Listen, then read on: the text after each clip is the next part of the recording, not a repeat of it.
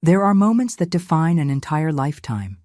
For me, it was when the church clock struck noon and I realized the man I loved wasn't coming. What I didn't know was that this abandonment would be just the beginning of a much greater story than I could have ever imagined. My name is Eleanor Rose Thompson. I'm 82 years old, and I live in a small wooden house in Millfield, Ohio.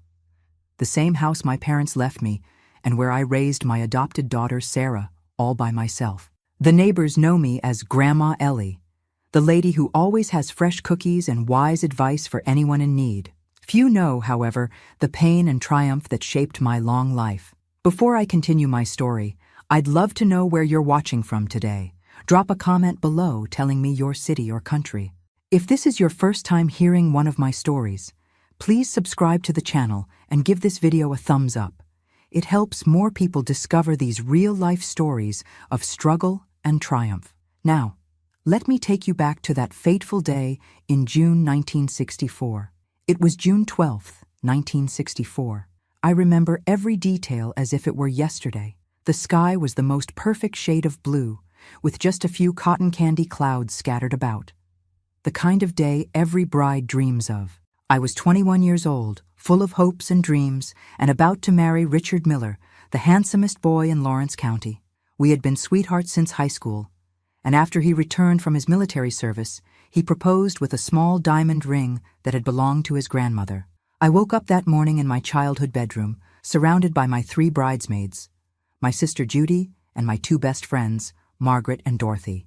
Mom had spent weeks sewing my wedding dress by hand, a beautiful creation of satin and lace with tiny pearl buttons running down the back. It had taken nearly an hour just to fasten all those buttons, but when I looked in the mirror, I felt like a princess from a fairy tale. "You're the most beautiful bride this town has ever seen," my mother said, tears welling in her eyes as she placed my grandmother's veil on my head. Dad stood in the doorway, unusually quiet, his eyes glistening. He'd never been one to show emotion, but that day was different. The ceremony was set for noon at the First Baptist Church, where generations of my family had been married. By 10:30, our modest home was bustling with activity. Neighbors brought covered dishes for the reception that would be held in our backyard. The whole town seemed involved. That's how it was in small communities back then. Everyone knew everyone, and a wedding was a community celebration. At 11:15, my father's old Chevrolet was polished to a shine, decorated with white ribbons to take me to the church. My bridesmaids climbed into another car with my mother, their pastel blue dresses carefully arranged not to wrinkle. Dad and I would follow in a few minutes. "You still have time to back out, Ellie," Dad said quietly as we stood alone in the living room. I laughed, thinking he was making one of his dry jokes. "Daddy, I love him," I replied, straightening his tie. "I know you do, sweetheart. I just want you to be happy." There was something in his eyes I couldn't quite read. Later, I would wonder if he had sensed something I hadn't. We arrived at the church at 11:45. I remember checking the small watch pinned to my bouquet, a gift from Richard. 15 minutes until I would become Mrs. Miller. The church was filled to capacity. Over 200 people had come to witness our union. Through the small window in the antechamber where I waited, I could see the pews decorated with white ribbons and daisies, my favorite flowers. "Has anyone seen Richard?" I overheard Dorothy ask one of the ushers. My heart skipped a beat, but I quickly dismissed any worry. Richard's best man, Tommy, had organized a small bachelor party the night before. They probably just lost track of time, I told myself. At 11:55, Reverend Wilson came to see me, his expression unreadable. "Eleanor, dear, it seems the groom is running a bit late. Nothing to worry about, I'm sure." But by 12:10, with no sign of Richard or his groomsmen, the murmurs in the church grew louder. Tommy's wife came to the antechamber, her face pale. "Tommy's not home either. He never came home last night after the bachelor party." My father paced outside, occasionally peering down the street, looking for any sign of Richard's blue Ford. My mother tried to keep the guests calm, making excuses about car trouble.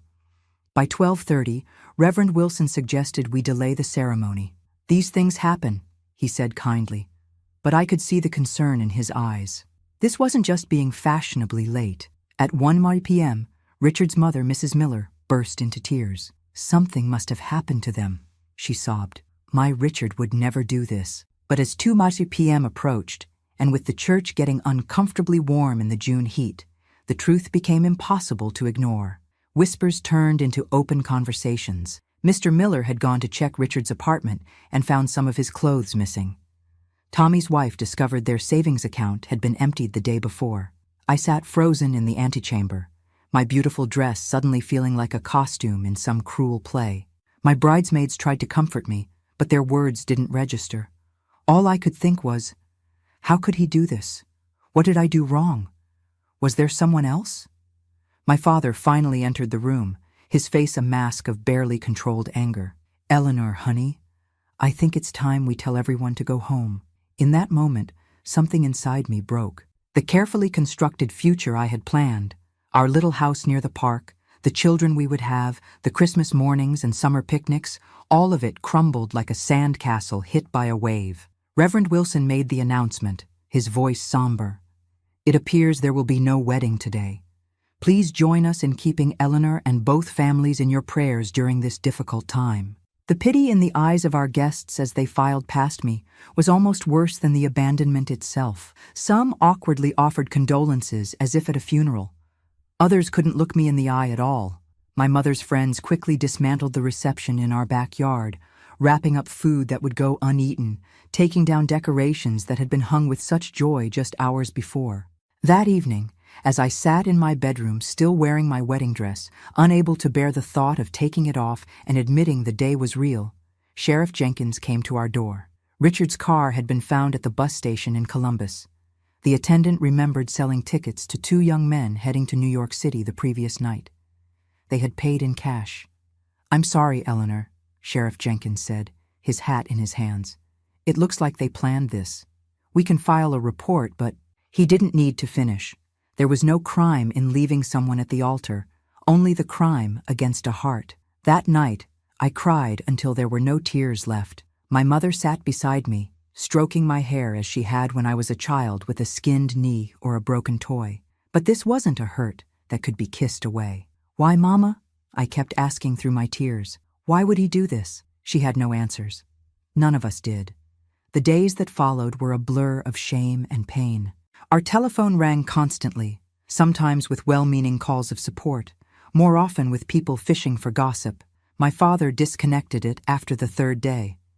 I couldn't bear to leave the house, knowing I was now the subject of every conversation at Millie's Diner and the Rexall drugstore. Letters arrived addressed to Richard, an acceptance to a law school in New York he had never mentioned applying to. A note from his cousin in Queens about an apartment. Pieces of a puzzle I hadn't known we were assembling began to fit together, revealing a picture of betrayal so carefully planned it made my stomach turn. A week after the wedding that wasn't, a letter arrived for me. The postmark was New York City. My hands trembled so badly I could barely open it. Eleanor, it read in Richard's familiar handwriting. By the time you read this, I'll be starting my new life. I'm sorry for the pain I've caused, but I couldn't go through with a marriage that would have trapped us both in that small town forever. I hope someday you'll understand that I did this for both of us. Richard. Not love, Richard. Not, I'll miss you. Not even a proper goodbye. Just a self-serving explanation that explained nothing at all. I burned the letter in the kitchen sink, watching the flames consume his words just as surely as the truth had consumed my love for him. It was the first decision I made as the new Eleanor, the woman who would have to build a life from the ashes of the one that had been stolen from her. I didn't know then that 15 years would pass before I would see Richard Miller again. I didn't know the shocking truth he would bring with him when he returned, and I certainly didn't know that the greatest test of my character was yet to come, when I would have to decide whether to offer forgiveness to the man who had shattered my heart on what should have been the happiest day of my life. But that day, standing in my mother's kitchen, watching the last embers of his letter fade to black, I made a promise to myself. This would not destroy me. Somehow, someway, I would find the strength to keep going. I just didn't know how. The summer of 1964 passed in a haze of grief. While other young women my age enjoyed beach outings and drive-in movies, I remained largely confined to my parents' home, the whispers and pitying glances of neighbors too painful to bear. Millfield, with its population of just under 3,000, suddenly felt suffocatingly small. Every street corner, every shop window, every church pew held memories of Richard and the life I thought we would share. "Eleanor, you can't hide forever," my mother said one August morning as she pulled open my bedroom curtains, letting in sunlight I had deliberately been avoiding. "Mrs. Willis called. The elementary school still needs a secretary, and she thought of you." I stared at the ceiling, unmoved. I had graduated from secretarial school the year before, but the idea of sitting at a desk where everyone could watch poor Eleanor, the jilted bride, was unbearable. "I'm not ready, Mama." She sat on the edge of my bed, her face stern but loving. "You'll never be ready if you keep waiting to feel ready. Sometimes you have to do the thing first, and the readiness comes after." 2 days later, I found myself behind the desk at Millfield Elementary, typing enrollment forms and answering the telephone with a forced cheerfulness that fooled no one. The first week was excruciating. Parents registering their children would do double takes upon seeing me, their expressions quickly shifting from surprise to that awful sympathy I'd come to despise. "Just look them straight in the eye," advised Mrs. Willis, the no-nonsense principal who had hired me despite, or perhaps because of, my notoriety. People forget their own curiosity when met with dignity. Slowly, painfully, I began establishing a new routine. Up at 6:30, breakfast with my parents, work from 8 to 4, home for dinner, then long evenings with books or the television while my mother knitted and my father read his newspaper. It wasn't living, not really, but it was existing. Autumn arrived, painting the Ohio hills in brilliant reds and golds. With it came the news that Tommy, Richard's best man and accomplice, had returned to town alone. He showed up at his parents' house one rainy evening, thin and haggard, his grand New York adventure evidently having soured. "He's looking for you," Judy told me one Sunday after church. "Said he needs to talk to you about Richard." "I have nothing to say to either of them," I replied, my voice sharper than I intended. But Tommy was persistent. He waited outside the school one afternoon, his once handsome face now gaunt, his eyes hollow. "5 minutes, Ellie. Please." Against my better judgment, I agreed to speak with him at Drexel's Diner, the most public place I could think of. If he had come to offer Richard's apologies, I wanted witnesses. "He's not coming back," Tommy said without preamble, stirring his coffee endlessly. "He's married now. Some girl from a wealthy family. Her father got him into Columbia law." I felt the news like a physical blow, though I shouldn't have been surprised. Of course, Richard had landed on his feet. Men like him always did. "Her family has connections," Tommy continued. "They're setting him up with a position at her uncle's firm when he graduates. He's doing well." "And you?" I asked, surprised by my own curiosity. "Why did you come back?" Tommy's laugh was hollow. "Turns out I wasn't cut out for the big city, or maybe the big city wasn't cut out for me. I ran out of money, couldn't find decent work. Richard, well, his new life didn't have room for old friends from Ohio." I should have felt vindicated by Tommy's failure, but all I felt was tired. "Why are you telling me this?" "Because I'm sorry, Ellie. I'm sorry I helped him. I'm sorry for what we did to you." His voice cracked. "And because Richard wanted me to find out if you'd gotten over him yet, if you'd moved on." The audacity of it, Richard's curiosity about my recovery from his betrayal, ignited something in me. Not the old love, not even hatred, but a fierce determination that had been dormant for months. "You tell Richard," I said, rising from the booth, "that Eleanor Watson doesn't spend her time thinking about cowards who run away in the night. You tell him I wish him and his new wife every happiness they deserve." I walked out of that diner with my head high, something shifting inside me. It wasn't healing, not yet, but it was the first step toward it. That winter was the coldest Ohio had seen in decades. Pipes froze, schools closed, and neighbors checked on elderly residents as temperatures plummeted below zero.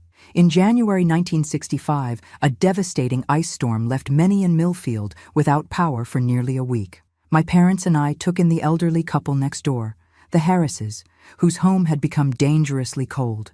Mr. Harris had a bad heart, and the stress of the storm triggered a severe attack. As he lay on our sofa, gray-faced and struggling for breath, I realized I was the only one who could help. With the roads impassable and the telephone lines down, I bundled myself in every layer I owned and set out for Dr. Peterson's house 3 blocks away. The journey, normally a 10-minute walk, took almost an hour as I fought against the wind and ice. When I finally reached the doctor and brought him back, he credited my action with saving Mr. Harris's life. "You've got grit, Eleanor, Doctor," Peterson told me afterward. "Ever consider nursing?" The hospital in Athens is starting a training program in the spring. I hadn't considered it. Hadn't considered much of any future beyond my day-to-day existence.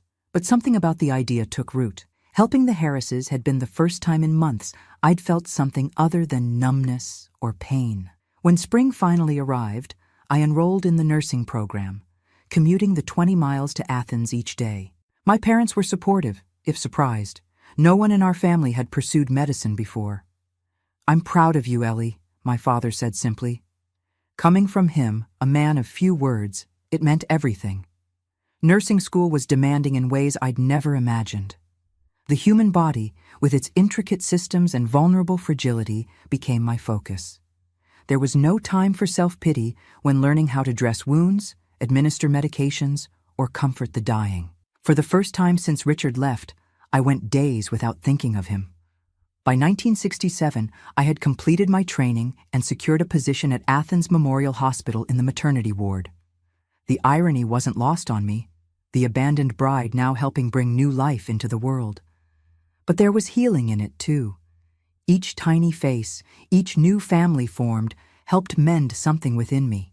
I moved into a small apartment near the hospital, fiercely proud of my independence. My mother worried about me living alone.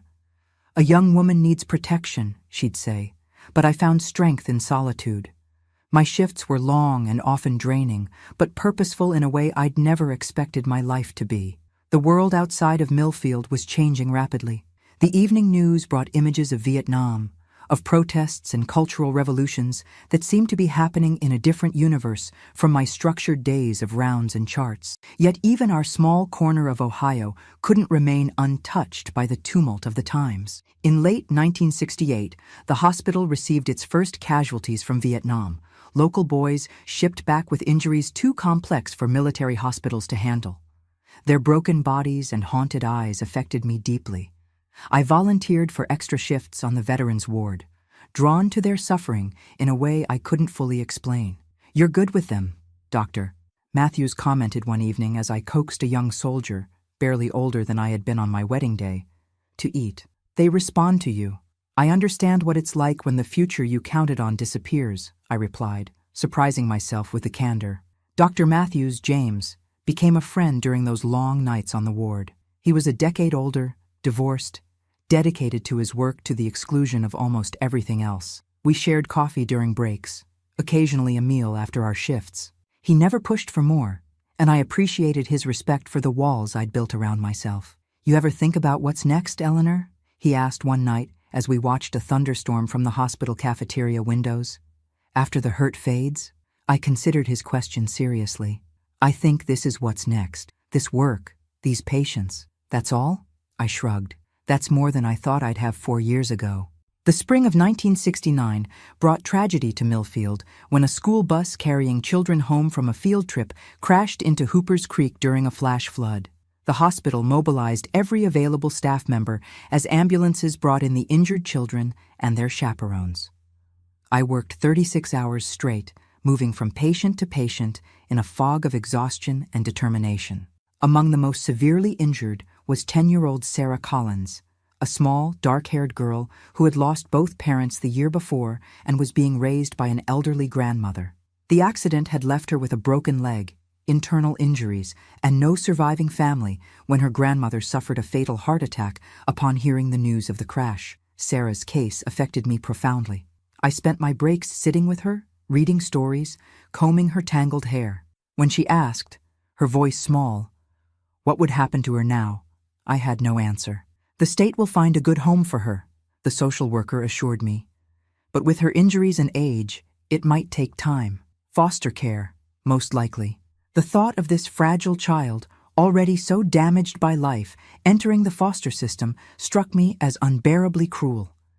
Without fully considering the implications, I heard myself say, "What if I took her?" Just until she's recovered. The process was neither simple nor quick. As a single woman in small-town Ohio in 1969, my fitness as even a temporary guardian was questioned extensively. Yet something about fighting for Sarah awakened a fierceness in me I hadn't known I possessed. "You've never even had a child," my mother protested when I told my parents of my plan. "And your apartment is hardly suitable." "I'll move," I said, with a certainty that brooked no argument. And I learned quickly. By autumn, I had relocated to a small rental house near the elementary school, and Sarah was officially in my temporary care. Her recovery was slow, the physical healing outpacing the emotional trauma of her losses. Nightmares woke her screaming. Phantom pains in her mended leg kept her from fully participating in school activities. But gradually, cautiously, we built a routine. "How long will I stay with you?" she asked one evening as I helped her with spelling homework. "As long as you need to," I answered, carefully casual, not wanting to pressure her with my growing hope that temporary might become permanent. The process of adopting Sarah took nearly 2 years, a labyrinth of home studies, court appearances, and scrutiny of my fitness as a mother. The social worker assigned to our case was initially skeptical. "You've experienced significant trauma yourself, Miss Watson," she noted during one of her visits.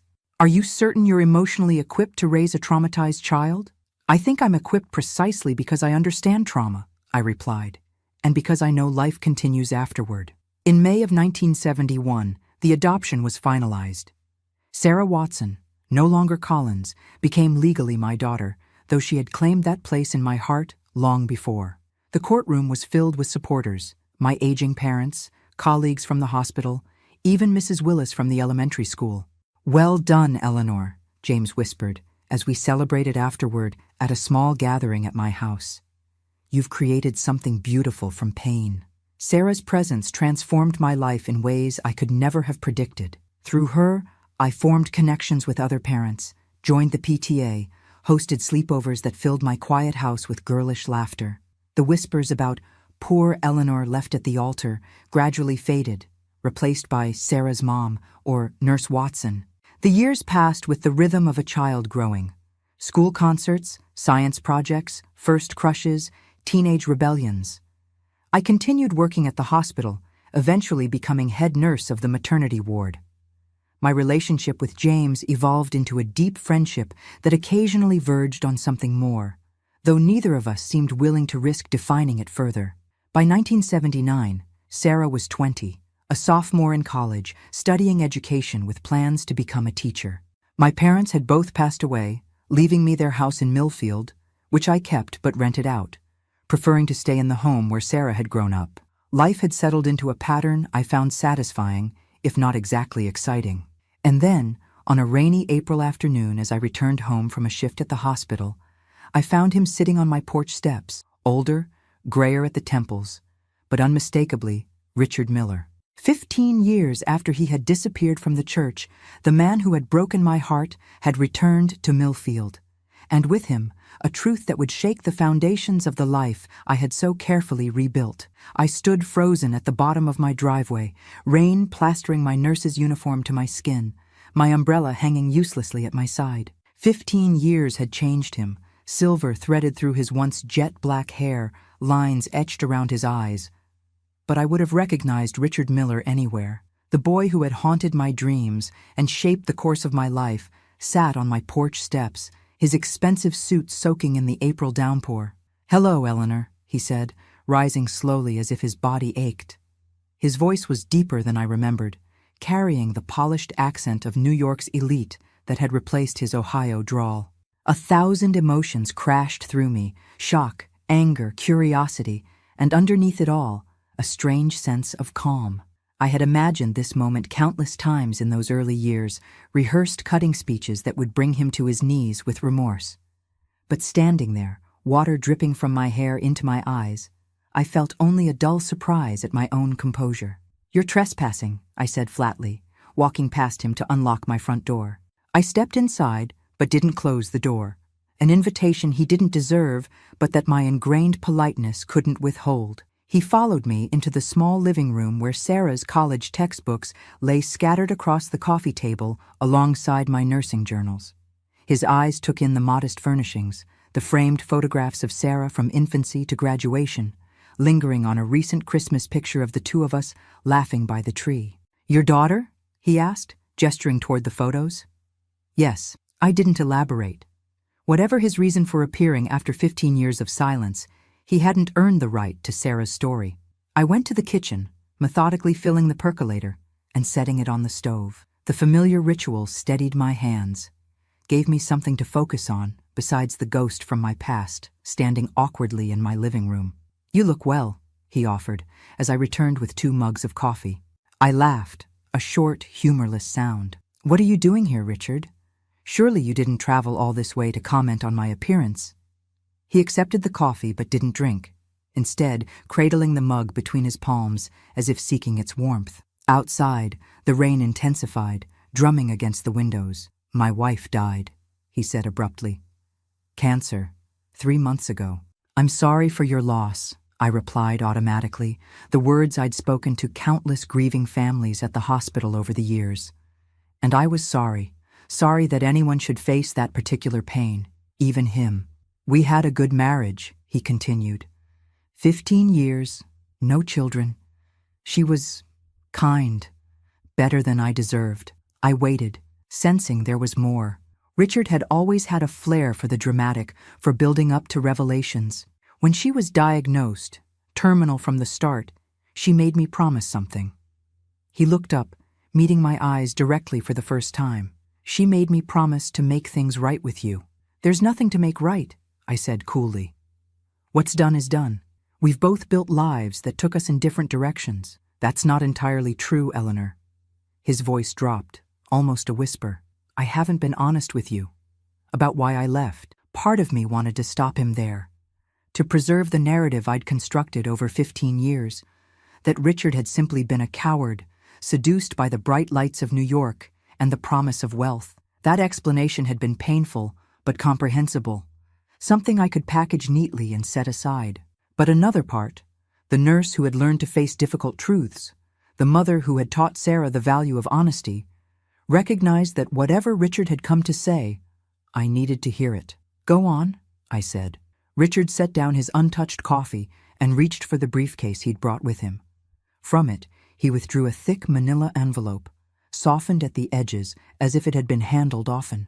2 days before our wedding, I received this. He slid the envelope across the coffee table toward me. It was delivered to my apartment by a man I'd never seen before. He said he worked for Jonathan Pearson. The name hit me like a physical blow.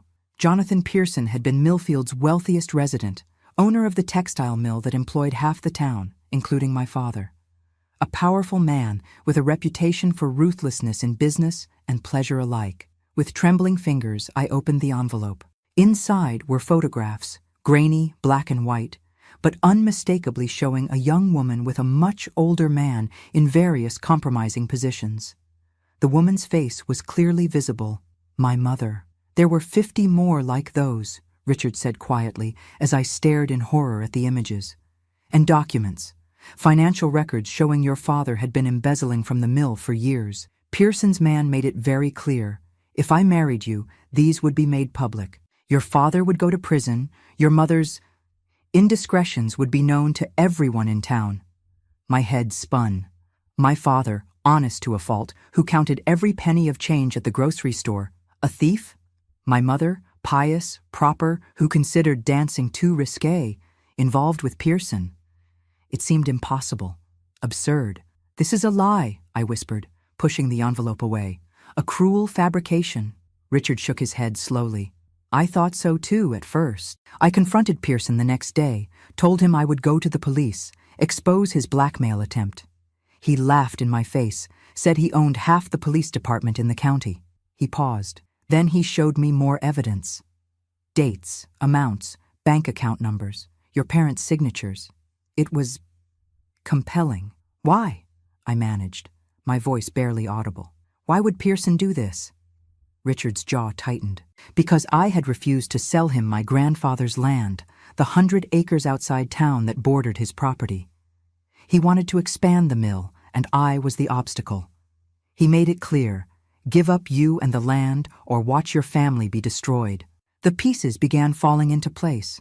My father's sudden retirement from the mill just months after my failed wedding, the way my mother had withdrawn from church activities, their insistence on moving to Arizona for her health in 1966, where they had lived quietly until their deaths. You could have told me, I said, anger finally breaking through the shock. We could have faced it together. Pearson was explicit about that. If I warned you or your parents, he would release everything immediately. I had less than 48 hours to decide. Richard's voice cracked. I convinced myself I was protecting you. That a clean break, even a cruel one, was better than watching your family name dragged through the mud. Your father imprisoned. Your mother. He couldn't finish. So you ran, with Tommy. Richard nodded. Tommy was never supposed to be part of it. He caught me packing, demanded answers. When I told him, he insisted on coming with me, said he couldn't face you knowing the truth. And the letter? That self-serving garbage about not being trapped in a small town? Pearson's idea. He said it would help you hate me, make a clean break. Richard's laugh was bitter. He was right about that, at least. Silence fell between us, heavy with 15 years of consequences from decisions made in desperate haste. Outside, the rain had stopped, leaving only the rhythmic dripping from the eaves. Why now? I finally asked. After all this time, why come back with this? Because Pearson is dead. He died 6 weeks ago. Richard leaned forward. And because on her deathbed, my wife made me promise to tell you the truth. She said, his voice faltered. She said no one should live their whole life believing they weren't enough when the truth was something else entirely. I stood abruptly, needing distance, movement. My world had tilted on its axis. The past I thought I understood suddenly revealed as a carefully constructed lie. What did this mean for the narrative I'd built around my abandonment? The strength I'd found in overcoming it? Eleanor, there's more. I turned back to him, wondering what possible revelation could follow what he'd already shared. After Pearson died, I went to his office, searched his files. I found this. From the briefcase, he withdrew another envelope, newer than the first. The photographs of your mother were staged, professional models made to look like her through retouching. The financial documents were forgeries, expert ones, but forgeries nonetheless. I sank back into my chair. What are you saying? Your parents were innocent. Of everything. Pearson fabricated all of it to manipulate me. Richard's face was ashen. I gave up our future based on lies. The room seemed to spin around me. All those years of pain, of rebuilding myself from the shattered pieces he'd left behind, all because of a powerful man's greed and a young man's fear. Get out, I whispered, my voice deadly quiet. Eleanor, please. Get out! I screamed, the force of it tearing at my throat. 15 years, Richard. 15 years I spent believing I wasn't enough, that something was fundamentally wrong with me, that the man I loved had found me so lacking, he couldn't even face me to say goodbye. He stood, gathering his briefcase with shaking hands. I'll leave the envelopes. All of it. You deserve to have the proof. At the door, he paused. I'm staying at the Millfield Inn for a week, if you want to talk more. After you've had time. When the door closed behind him, I collapsed onto the sofa, my mind reeling. The foundation of my adult life. The abandonment that had shaped me. The strength I'd found in its aftermath. Suddenly felt built on shifting sand. If Richard had been protecting me rather than rejecting me, what did that mean for the woman I'd become? I don't know how long I sat there, lost in the implications of his revelations, before the front door opened again and Sarah's voice called out, Mom? Why is there a strange man sitting in his car outside our house crying? Sarah, my anchor, my redemption. Whatever truths Richard had brought with him, they couldn't change the most important reality of my life, the daughter who had healed me in ways I hadn't known I needed healing. It's a long story, I said, wiping my eyes and attempting a smile. A very long story. That night, after Sarah had gone to bed, I sat at the kitchen table with both envelopes before me. The fabricated evidence that had destroyed my wedding day. The proof those fabrications were lies. 15 years of my life, redirected by malice and deception. I thought of the path I hadn't taken: marriage to Richard, perhaps children of our own, a life in the small house we'd planned to buy near the park. Would I have become a nurse? Would Sarah have found her way to me? The telephone rang, startling me from my reverie. It was nearly midnight, too late for casual calls. "Eleanor?" James's voice was concerned. "I just got off shift and heard Richard Miller is back in town. Are you all right?" The genuine worry in his tone brought fresh tears to my eyes. This was my life now, a career I loved, a daughter who was thriving, friends who truly cared for me. Would I have had any of it if Richard hadn't left? "He came to see me," I admitted. "It's complicated." "He had his reasons, James, ones I never imagined." "Do you need company? I can be there in 20 minutes. I considered the offer. James had been my steadfast friend for a decade, always there when I needed support, never pushing for more than I could give. "No, but thank you. I need time to think, to process." After hanging up, I returned to the envelopes. With deliberate movements, I gathered the photographs, the forged documents, the proof of their falsehood, and carried them to the fireplace.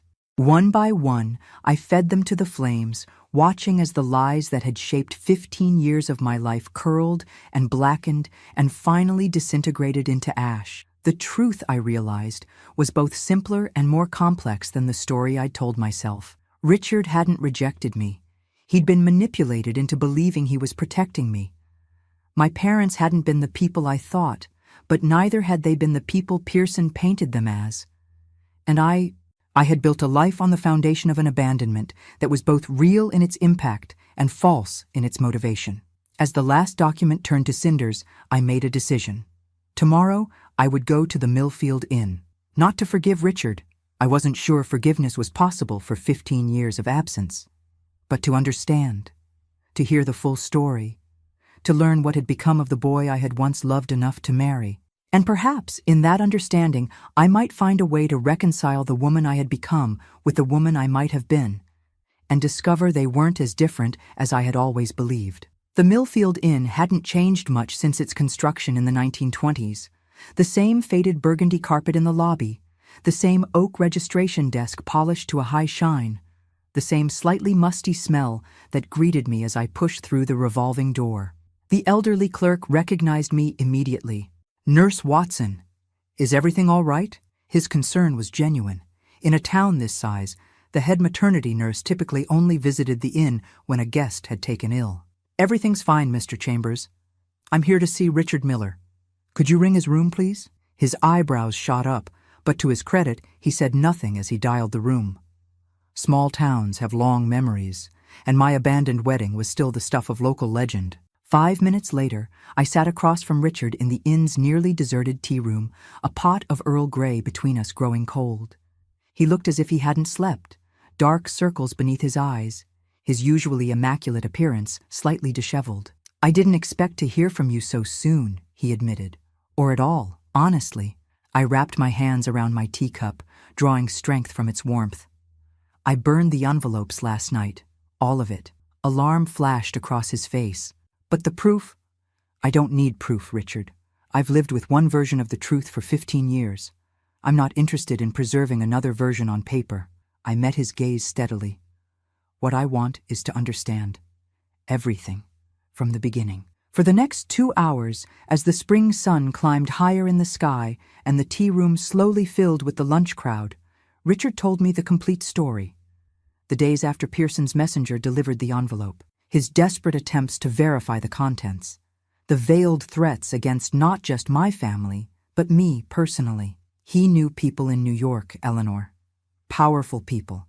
He said if I didn't do exactly as he demanded, you'd never work in any hospital in the country. Richard's voice was hollow with remembered fear. He said he could make sure no nursing school would accept you, that your career would be over before it began. "So you sacrificed us to save me," I said. Not a question, but a statement. I did what I thought was right at the time. He passed a hand over his face. I was 23, terrified, with less than 2 days to decide. I convinced myself it was noble, sparing you the scandal, protecting your future. A bitter laugh escaped him. I've had 15 years to realize it was also cowardice. I should have fought harder, found another way. I thought of the frightened young man he had been. Barely more than a boy, really, facing down one of the most powerful men in the county. It would have taken exceptional courage to defy Pearson. Courage few 23-year-olds possess. What happened after New York? I asked. He told me about his law school years, funded by his new wife's family, about his career at her uncle's prestigious firm, about the drinking problem that developed in his 30s, the nightmares that had never fully subsided, the therapy that had helped him understand the trauma of his own coerced choice. Judith, my wife, she knew something was broken in me. I told her about you, about Millfield, about 5 years into our marriage. During one of the bad periods, his voice softened. She was extraordinary, Eleanor. She could have left, found someone whole. Instead, she pushed me to heal. She sounds remarkable, I said, meaning it. She was. For the first time, genuine emotion colored his voice. When she was diagnosed, she made me promise not just to tell you the truth, but to make amends however I could, to free myself from the past as much as you. As he spoke, I studied the man before me, so different from the boy I had loved. Richard had achieved everything he might have wanted in material terms. The successful career, the connections, the wealth evident in his tailored clothes, and the expensive watch on his wrist. Yet there was a hollowness about him, a sadness that all his achievements hadn't erased. "Tell me about your daughter," he said suddenly, as if reading my thoughts. "In the pictures, she looks happy. You both do." For the first time since sitting down, I smiled genuinely. Sarah is my miracle. She came to me when we both needed saving. I told him about the bus accident, about her injuries, about our gradual bonding as I helped her heal. Adopting her was the best decision I ever made. "You're a mother," he said wonderingly. "I always knew you would be a wonderful mother." The simple observation, spoken with such certainty, brought unexpected tears to my eyes. In our youthful plans, we had talked of having 4 children, had even chosen names for the first boy and girl. "And you?" I asked, blinking away the moisture. "You and Judith never had children?" A shadow crossed his face. "We couldn't. Complications from a surgery she had as a teenager." He twisted his wedding ring absently. "We discussed adoption, but the time never seemed right. My career was demanding, then her health began to decline." I recognized the regret in his voice, having heard it from many patients over the years, the particular grief of roads not taken, chances missed, that can haunt a life even when that life has been successful by external measures. "What do you want from me, Richard?" I asked finally, the question that had been hovering between us since his reappearance. He looked startled. "I don't want anything from you, Eleanor. I came to give you the truth, not to take something more from you. But you stayed. A week, you said. Why?" He hesitated, choosing his words carefully. "I suppose I wanted to see if there was a way forward, not to reclaim what we lost, that's impossible, but perhaps to find a kind of peace with it, for both of us." As I walked home from the inn, the warm May afternoon wrapped around me like an embrace, I turned our conversation over in my mind. Richard had come seeking absolution. That much was clear. But could I give it? Should I? The question haunted me through dinner with Sarah, through my evening routine, through the sleepless hours that followed. The next morning, I called the hospital and for the first time in my career, requested a personal day. Then I did something I had avoided for 15 years. I drove to the First Baptist Church where Richard and I were to have been married. Reverend Wilson had long since retired, replaced by a younger man I knew only slightly. The church was empty at that hour, the morning light filtering through the stained glass windows, casting colorful patterns across the worn wooden pews. I sat in the back row, trying to reconcile the crushing pain of that long-ago June day with the complex truth I now possessed. "Nurse Watson?" The young Reverend's voice startled me from my thoughts. "Is everything all right?" "I'm not sure," I replied honestly. "I'm wrestling with forgiveness, Reverend. The complicated kind." He sat beside me, this man young enough to be my son, and listened as I shared the broad strokes of Richard's return and revelations. "Forgiveness isn't for the other person," he said when I finished. "It's a gift you give yourself, a way of putting down a burden you never should have had to carry." His words stayed with me as I left the church and drove not home but to the Millfield Inn. Richard was surprised to see me again so soon. "I need to show you something," I said without preamble. "Will you come with me?" 20 minutes later, we stood together in the Millfield Community Center, empty at that hour except for the receptionist who knew me from hospital fundraisers. "What are we doing here?" Richard asked, bewildered, as I led him down a hallway lined with photographs and newspaper clippings. "Looking at what grew from our broken wedding," I replied, stopping before a large framed photo from 1972. It showed me, younger and more serious, cutting a ribbon in front of what was clearly a medical facility. "This is the Millfield Free Clinic. I helped establish it 8 years ago. We provide care to those who can't afford the hospital." I moved to another photo, Sarah at 16, surrounded by younger children. "This is the Millfield Youth Support Group. Sarah started it after her own experiences with loss and trauma. It's helped dozens of children in the county." One by one, I showed him the visible markers of the life I had built in his absence. Not just the career and the motherhood, but the community service, the programs I'd initiated, the lives I'd touched, not despite my pain, but because of it.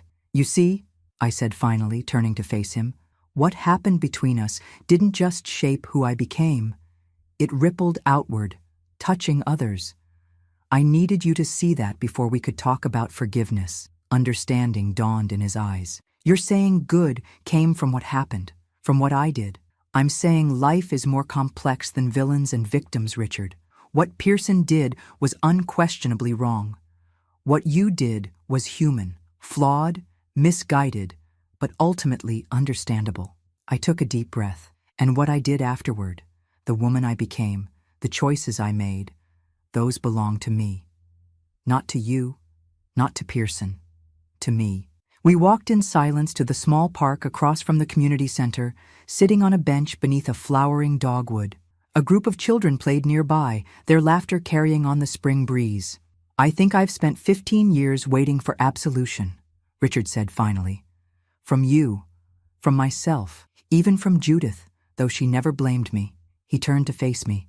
"But seeing all this, what you've built, who you've become, I realized something important. You didn't need me to come back and explain. You healed without me." "Not completely," I admitted. "There was always a part of me that wondered what was so wrong with me that you could leave without a word. That wound never fully closed. There was nothing wrong with you, Eleanor. Nothing at all." His voice broke. "You were everything right in my life. Pearson knew that. It's why his threat worked so effectively. He knew I'd do anything to protect you." As the sun climbed higher in the sky, we continued talking about our lives, our regrets, our joys, about Sarah and Judith, about the people we had become in the years of separation, not the boy and girl who had planned to marry, but the middle-aged adults who had weathered life's storms separately. "What will you do now?" I asked as afternoon shadows lengthened across the park. "Return to New York?" He shook his head. "I resigned from the firm after Judith died. Sold our apartment." A small smile touched his lips. "I still own my grandfather's land outside town. Pearson never got it in the end. I thought perhaps I might build something there, a retreat center maybe, for veterans or troubled youth." He glanced at me. "If the town would accept such a thing, accept me." The idea took root immediately in my mind. The Miller Retreat Center. A place of healing on land that had been meant for our first home. "I think it could be exactly what Millfield needs," I said slowly. "Though you'd need help navigating the local politics, the zoning regulations." "Would you help me?" he asked, the question hanging between us. Tentative, hopeful, but not presumptuous. That night, I shared the entire story with Sarah over dinner. The truth about Richard's departure, his return, and the potential retreat center. My brilliant, compassionate daughter listened without interruption, her expression thoughtful. "You're considering forgiving him," she said finally, not a question. "I think I already have," I admitted. "Not for his sake, but for mine. Carrying that old pain no longer serves any purpose." She reached across the table, squeezing my hand. "Does this mean, is there something still there between you two? Romantically?" The question caught me off guard. I hadn't allowed myself to consider it. "No," I said firmly. "Too much time has passed. We're different people now." I hesitated. "But perhaps we could be friends.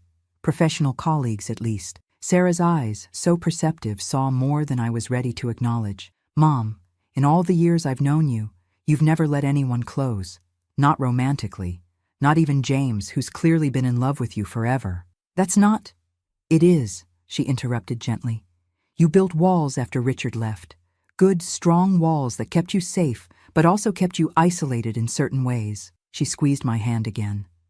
Maybe it's time to see what happens if you lower them. Just a little. Over the next 6 months, Richard and I worked together to bring the retreat center from concept to reality. He provided the land and the majority of the funding. I navigated the local bureaucracy and helped design programs that would genuinely serve the community. We met weekly, sometimes more often, keeping our relationship strictly professional despite the curious glances and whispered speculations of Millfield's residents. The story of why Richard had left me at the altar, or at least a simplified version, gradually spread through town. The revelation that he had been coerced by Pearson, who remained a controversial figure even after death, shifted public opinion dramatically. The man who had been vilified for 15 years was cautiously welcomed back, his retreat center project embraced as a form of atonement. In November 1979, we broke ground on the Miller-Watson Retreat Center for Youth and Veterans. The hyphenation of our names had been Richard's idea, a public acknowledgement of our equal partnership in the project. The local newspaper covered the ceremony, featuring a photograph of us standing together, silver-plated shovels in hand, turning the first earth on what would become a place of healing. You didn't have to include my name, I told him afterward as we shared coffee at Drexel's Diner. The same place where, years earlier, Tommy had delivered the news of Richard's marriage. It belongs there, he said simply.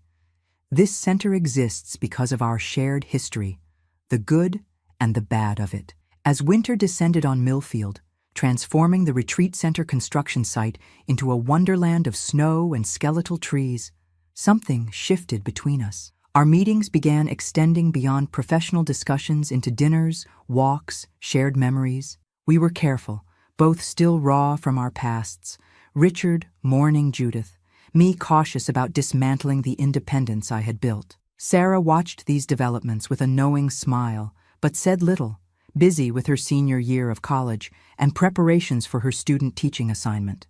James, to my surprise, displayed no jealousy when I explained the evolving situation, only a genuine happiness for my potential second chance. Some stories aren't finished in a single chapter, Eleanor, he said, the wisdom in his eyes belying his teasing tone. Looks like yours might have an unexpected epilogue. Christmas Eve found me hosting dinner for an unlikely gathering. Sarah, home from college, James and his sister, Richard, still staying at the Millfield Inn, though he had purchased a small house near the retreat center property, and several nurses from the maternity ward who had become dear friends over the years. As we sat around my dining room table, the conversation flowing easily among people from different chapters of my life, I caught Richard watching me from across the room. The expression in his eyes, wonder, gratitude, and something deeper, took my breath away.